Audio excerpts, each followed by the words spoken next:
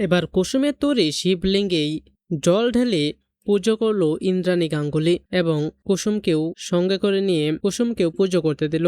হ্যাঁ সুপ্রিয় দর্শক, কুসুম ধারাবাহিকের একদম ধামাকাদার নতুন পর্বে তো আমরা এরকমটা দেখতে পারবো। পুরো ডিটেলস জানতে চাইলে এখনই ভিডিওটা একটি লাইক দিয়ে চ্যানেলটিকে সাবস্ক্রাইব করে একদম শেষ পর্যন্ত দেখতে থাকো। কুসুম ধারাবাহিকের একদম নতুন পর্বে তো আমরা সবাই দেখতে পারবো যে ইন্দ্রাণী গাঙ্গুলিরা এবং ঈশান তারপর অনুশ্রী সবাই মিলে যখন মন্দিরে যেতে যাবে শিবের পুজো করতে, যেখানে সব স্ত্রীরা তার স্বামীর মঙ্গলের জন্য পুজো করে, কিন্তু বাড়ি থেকে বের হওয়ার সময় আমরা দেখতে পাই যে ইন্দ্রাণী গাঙ্গুলি হঠাৎ করে অনেক অসুস্থ হয়ে পড়ে আর সে তো প্রায় অজ্ঞান হয়ে যাওয়ার মতো অবস্থা হয়ে যায়। সে নিচে মাটিতে লুটিয়ে পড়ে আর তখন সবাই মিলে তো তাকে ধরে ফেলে। আর তখন ঈশান বলে যে আমি এখনই জল নিয়ে আসছি মা। আর তখন ইন্দ্রাণী গাঙ্গুলি বলতে থাকে যে না, শিবের মাথায় জল না ঢালা পর্যন্ত আমি জলও খেতে পারবো না কোনো। আর তখন আমরা দেখতে পাই যে তখন কুসুম ইন্দ্রাণী গাঙ্গুলিকে বলতে থাকে যে আপনি তাহলে এখানে জল ঢালুন মা।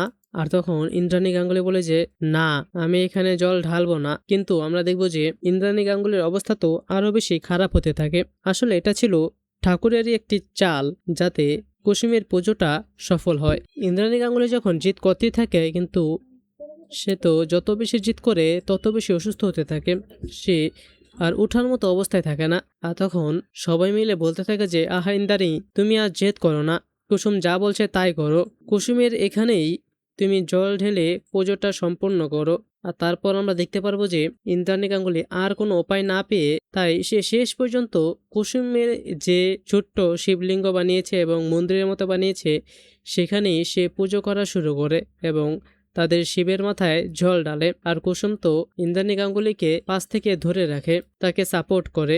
আর ইন্দ্রাণী গাঙ্গুলি জল ঢালা শেষ হলে আমরা দেখতে পাই যে কুসুমও সেখানে জল ঢালে, কারণ এবার ইন্দ্রাণী গাঙ্গুলি নিজেই কুসুমকে পুজো করার অনুমতি দেয়। তো সুপ্রিয় দর্শক, শেষ পর্যন্ত তো কুসুমেরই পুজোটা সফল হলো। আর ইন্দ্রাণী গাঙ্গুলি তাকে পুজো করতে দেয়নি, সে ইন্দ্রাণী গাঙ্গুলি নিজেই এখানে পুজো করেছে। তো এবার কি ইন্দ্রাণী গাঙ্গুলি কুসুমের এত নিষ্ঠা দেখে কুসুমকে মেনে নেবে এবং কুসুমের উপর থেকে সেই শর্তটা তুলে দেবে? কি মনে হয় আপনাদের?